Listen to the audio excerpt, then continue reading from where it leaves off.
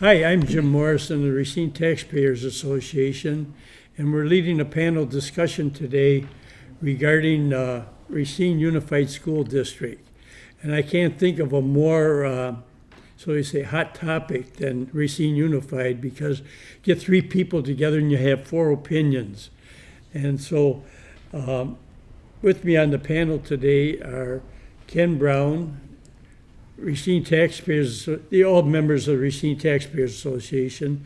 So Ken Brown, John Hummerson in the bright blue here, and then at the far end, the good-looking guy is Chuck Peroni. So I'd like to start off this morning by saying, since Unified issues report cards to everybody, I want to issue a report card, my report card, to Unified regarding the actions of the Board of Directors. From my standpoint, I would, since 2001, I would give the board a solid F based on the facts of student achievement, nothing, selecting superintendents, total disaster, monitoring performance, non-existent, and intelligent budget management.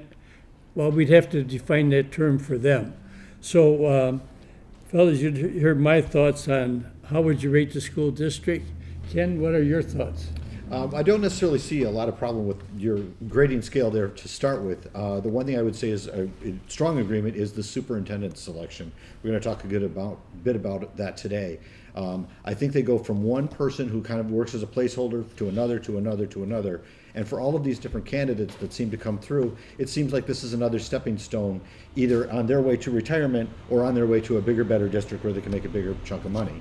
We just turned down an opportunity to even interview or consider anybody that was within our school system for 10, 15, 20, 25 years who could have said, this is what Racine Unified System is like, here's where the changes should come from, and they would already know the inner workings of the system. That's my initial thought.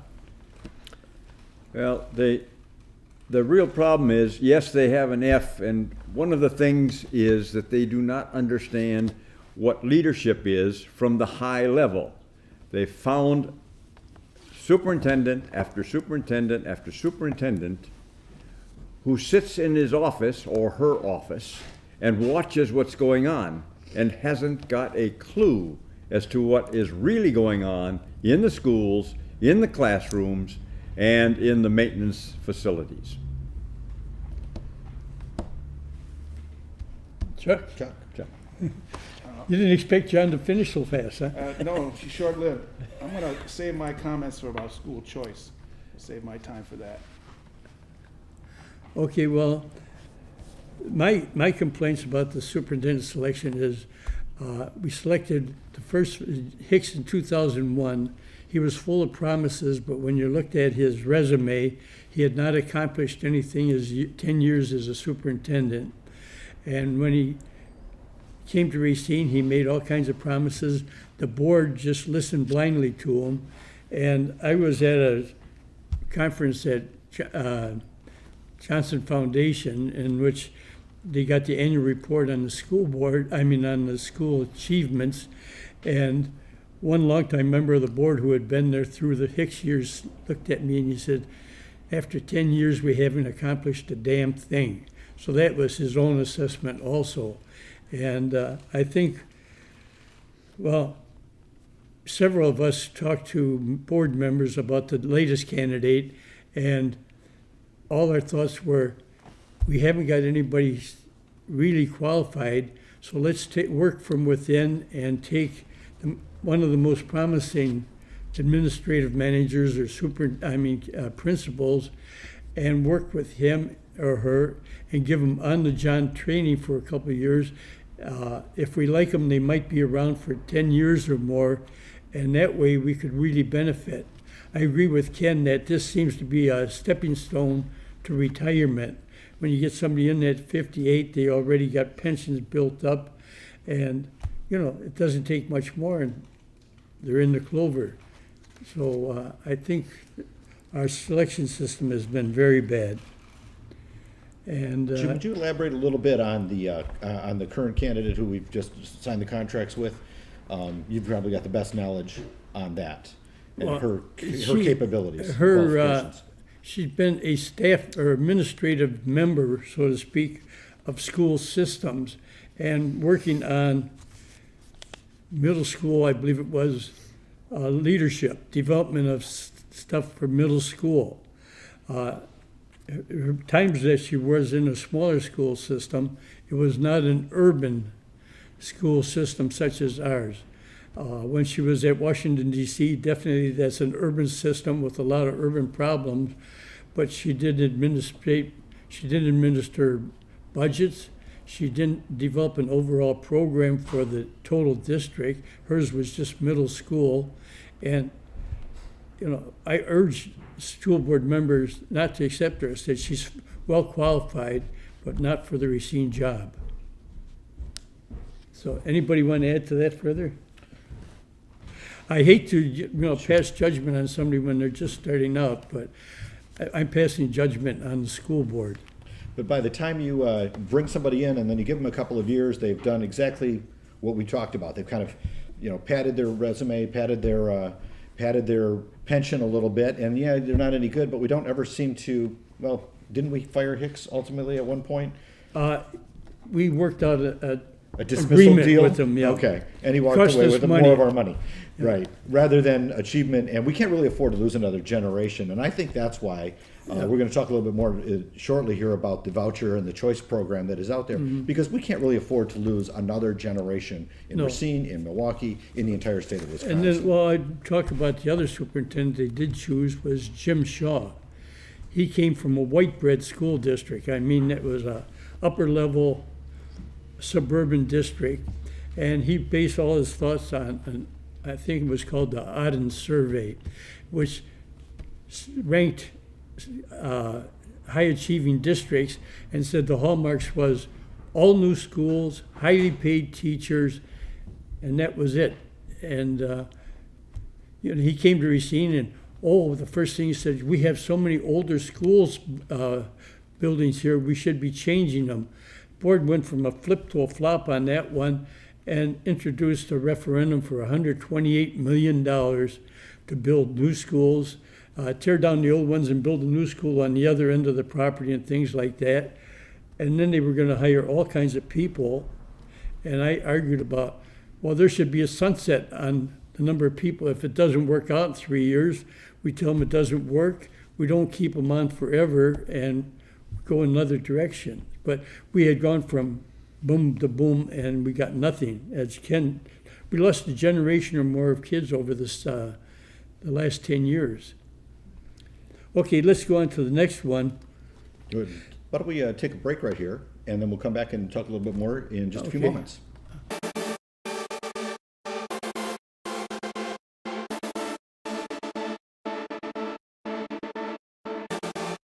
Okay, but State Senator John Lehman recently took issue with the voucher system and said it was already fading, we should not give it any more money and so forth.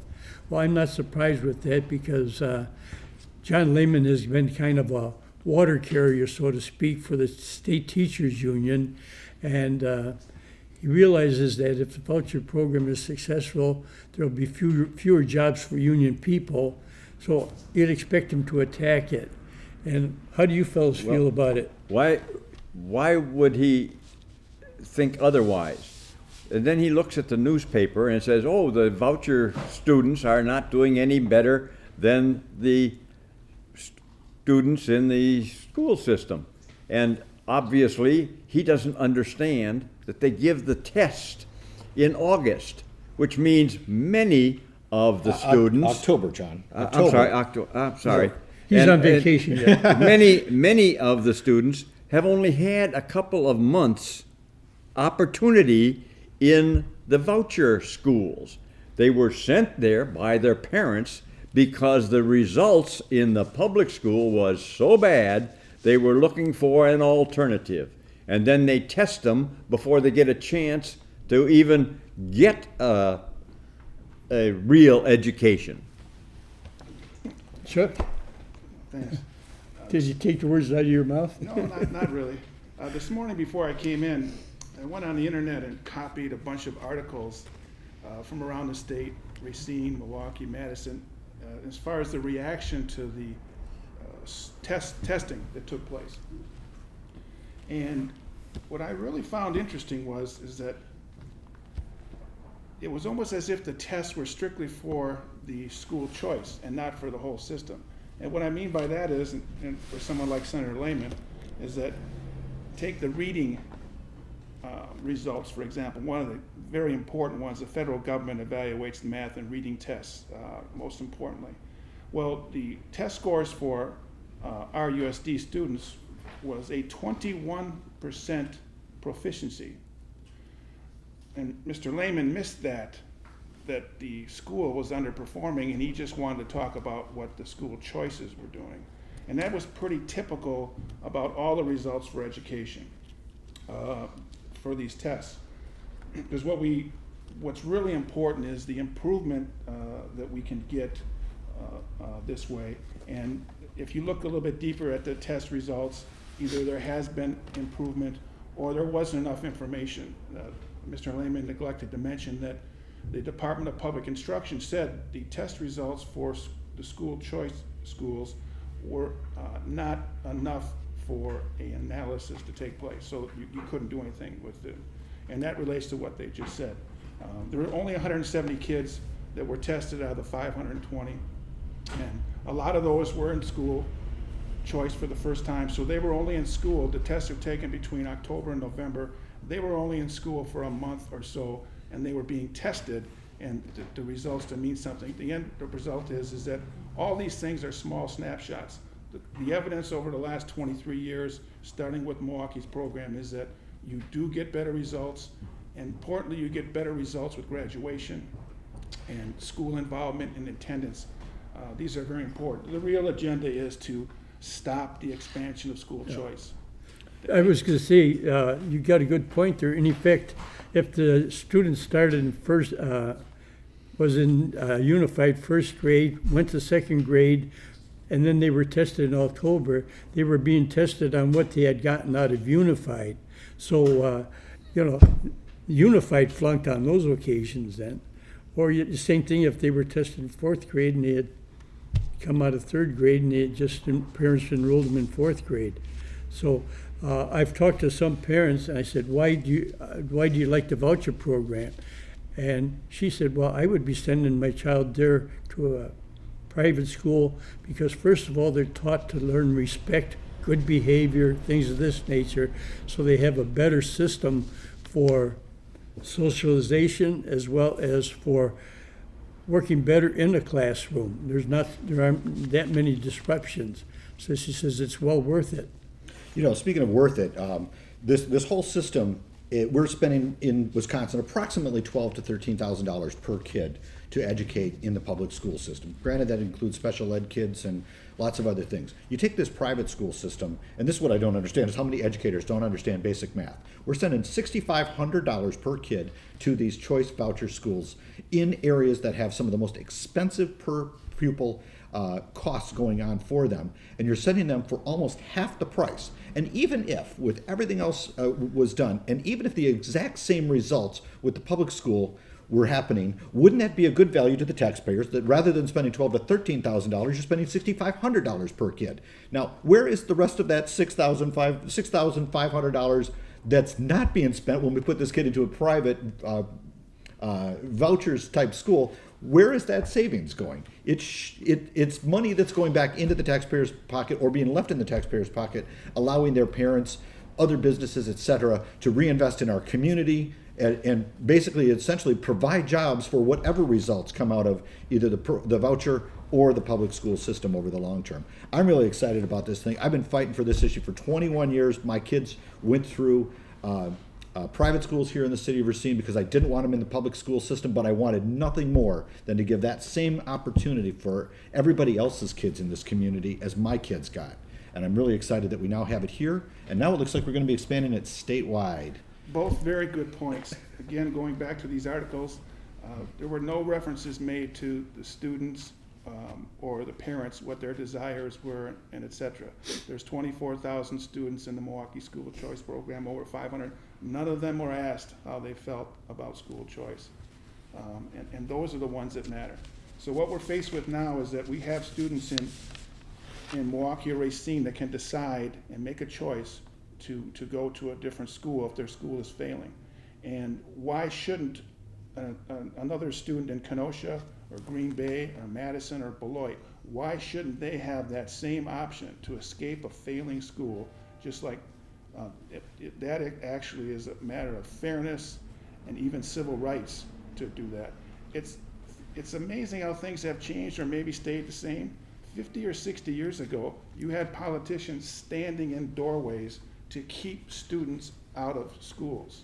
Today, you have politicians standing in the doorway trying to keep the students in, not to let them make the choice to go. And to keep them in failing systems when you deal with our inner city schools. Exactly. Granted, our suburban schools in the state are pretty much fine, just like everybody else. Suburban, ex-urban areas do really fine, and they do a great job with education. The biggest problem where we suffer, and more importantly, the children suffer, is in urban areas, because you've got a lot of other problems that are going on that, granted, are family related, are society behavior related, and are not necessarily the schools or even the teacher's fault. But if there are ways for some of those children to be saved because their parents say, you know what, maybe I made a couple of mistakes along the way, but I'm not going to punish my kid by putting him in this same terrible system. I can't afford to move to Union Grove. I can't afford to drive my kid to Union Grove every day. But what I can do is I can put him in a voucher school, which is 2 blocks away from my house, instead of having to put this kid on a bus, drive him all the way to the north side or all the way to the south side or all the way to the west side to a school that's not even in his neighborhood. But I can put him in a school that is just a couple of blocks away. I can walk my kid to school every day.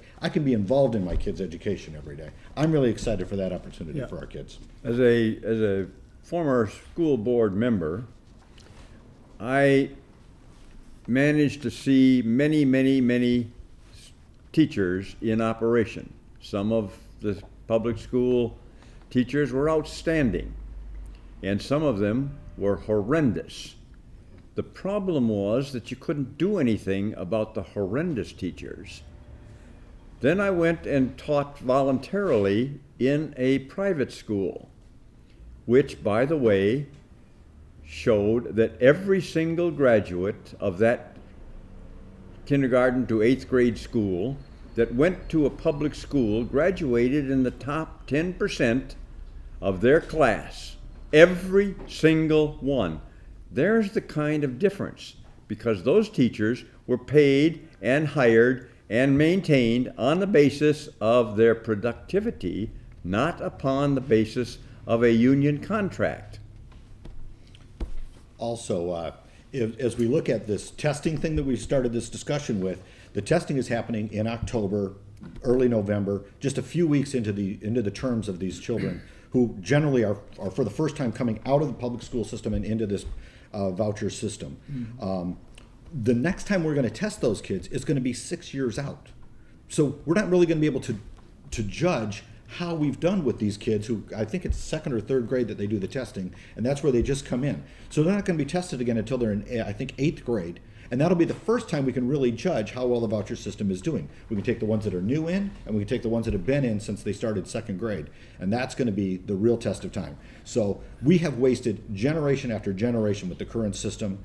Please give this system a chance to succeed, and I think this is spreading across America. It started in Milwaukee, ladies and gentlemen. It's expanded to us, and it's going across America.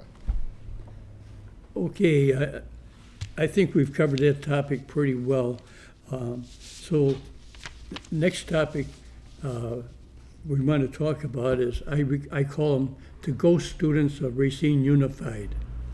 And by that I mean these are students that Unified is listing for tax purposes, but who do not attend Unified schools. We have, Ken mentioned it earlier, we have school choice, in which kids from Racine Unified are going to other school districts such as Union Grove, Oak Creek, and what have you. Those are 1,050 students. Now we have some imported kids too. Don't we have some parents that actually choose to bring their kids to Racine Unified? I think I heard that number was 48. So we lost 10,050, or I'm sorry, 1,050, and we have 48 back in. Yeah, well, Unified doesn't talk about that. Okay. Because I remember when Bill Schalk was president of the school board, he says, we got a program in place. He said, his plan plan for success, he says, we're going to have people from he says, we're going to have all of our parents in Unified bringing their kids back into Unified, and we're going to have people from other districts demanding to get into Unified. At that time, we had about 500 students from Racine going elsewhere. Now it's up to 1,050. There's another prediction that didn't work out. Let's take a break for a moment and before we get into the next subject. How much time we? Okay, well, let's talk about the ghost students in detail about Racine Unified. Presently, we have 1,050 students from Racine going to other school districts. The state sends $6,000 a year, $6,200, whatever it might be, to that school district. But Racine Unified retains the right to levy local taxes to help cover overhead, as they call it, for those.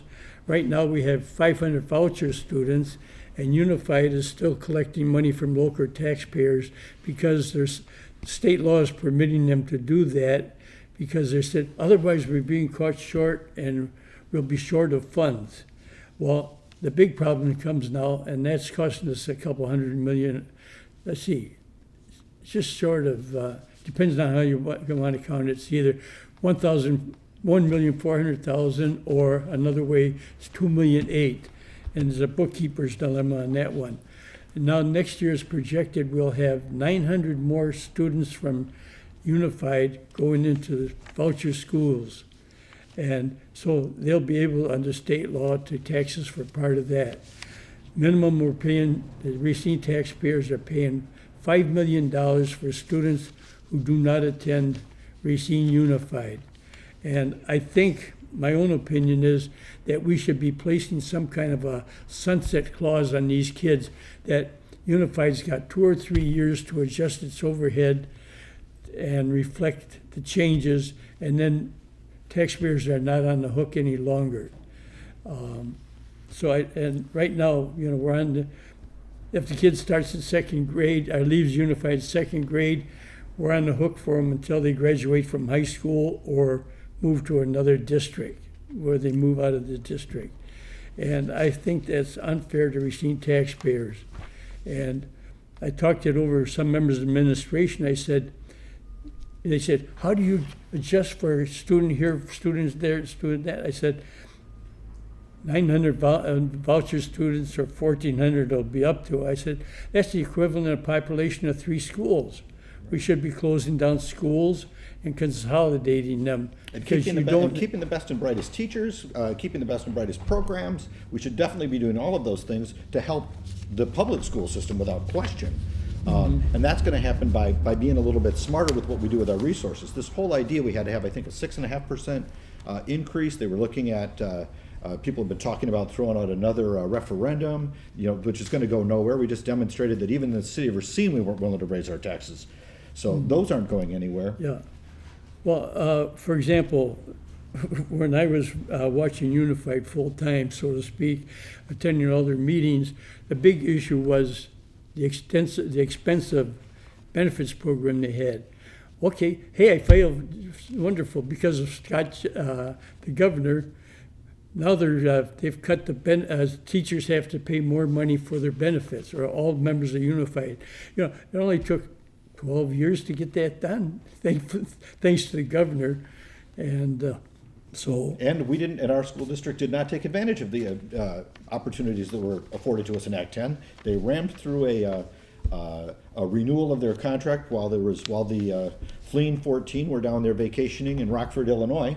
Left us with another several $1 million of expenses that we're having to absorb over the next couple of years. That's money that should have been going into education. That's money that could have been going into even some of the repairs and stuff that we were talking about in the past. Finally, the budget reflects this year the fact that they have made changes in the benefits program for the units. Yeah. John, what have you got to say? Well, they just don't seem to budget for education. They think bricks educate students.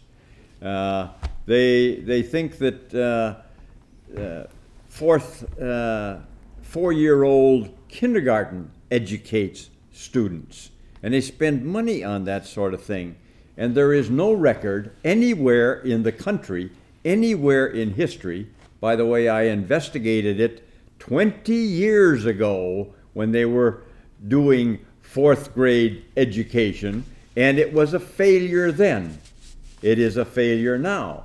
We are spending thousands, hundreds of thousands, millions of dollars on educating 4th grade students. And by the time 4-year students, 4-year-old. 4-year-old students, and by the time they reach the 3rd grade, you can't tell who was ever in that program. Okay. And that has nothing to do with their economic status or anything else. It has to do with they were educated in this program and it failed. And, Yeah. and it's a way Okay. to get more Let's- money out of Madison and into the city of Racine's, or the Racine Unified School System.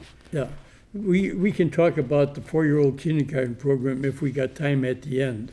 But right now, let's concentrate on, what do you think are advantages to sending kids to voucher schools? The advantage of sending them to voucher school is, 1, they're going to get a better education. 2, they're going to save the taxpayer money at the state level. They're going to save the taxpayer money at the local level. By the way, taxpayer money is a waste of money on all levels of government because it takes money out of the economy, which would otherwise be multiplied by a factor of 10. When the government spends $1, it's only multiplied by a factor of 3.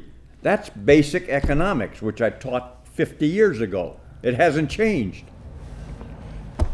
Chuck, do you have any Chuck? additional thoughts? Well, school funding is probably one of the most complicated issues that you ever want to encounter, and I don't purport to understand it. Any school district gets money from the federal government, from the state government, from local taxes, and it just gets more complicated from there. Many probably don't realize that the majority of the money that comes into RUSD comes from the state, and that has to do with the poorer or lower tax level that we have here. Now, school choices coming in is going to result in some loss of students, but the school system should be able to adapt to it. They don't lose any more money than they do the students that they lose. So if you lost 1% of your students, you're not going to lose any more money than that. You actually retain some of that, as been mentioned before.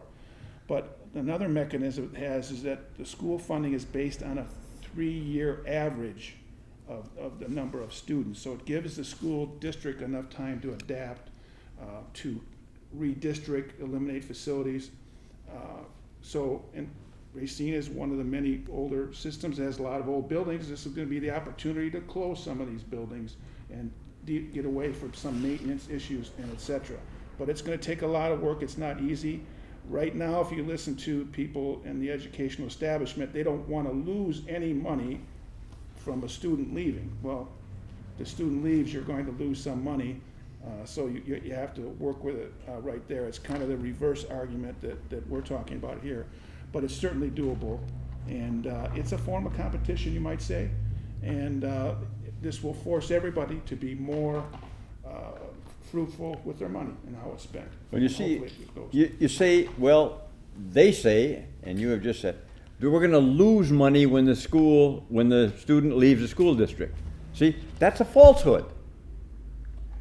When a student leaves the school, you don't have to spend as much money because you don't need as many teachers, That's right. schools, That's right. janitors, and on and on and on it goes. That's correct, but it is a transition. I mean, it is a transition that has to be thoughtfully planning and dealt with. You're absolutely correct. But we're years into the transition, and they still haven't figured it out. No, Well, it's only been 2 years for school John, choice. they figured it out, but it hasn't been to the advantage of education or the taxpayers, because we're being taxed for part of these kids on local level, and you know it's just a waste of money. They got to learn to run it like a business, and several of us, of course, have advocated that they should have an overall business or general manager, chief executive, who can look at all aspects of the business, not just education, but the cost. And so let's take a break for a moment and then we'll sum up.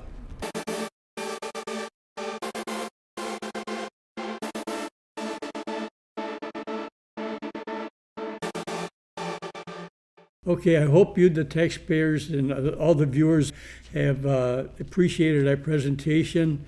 I think we'd like to come back again, and so thank you all for watching, and let's all say good luck to all the school systems, because the children of Unified are not our children, and the private kids are not their children.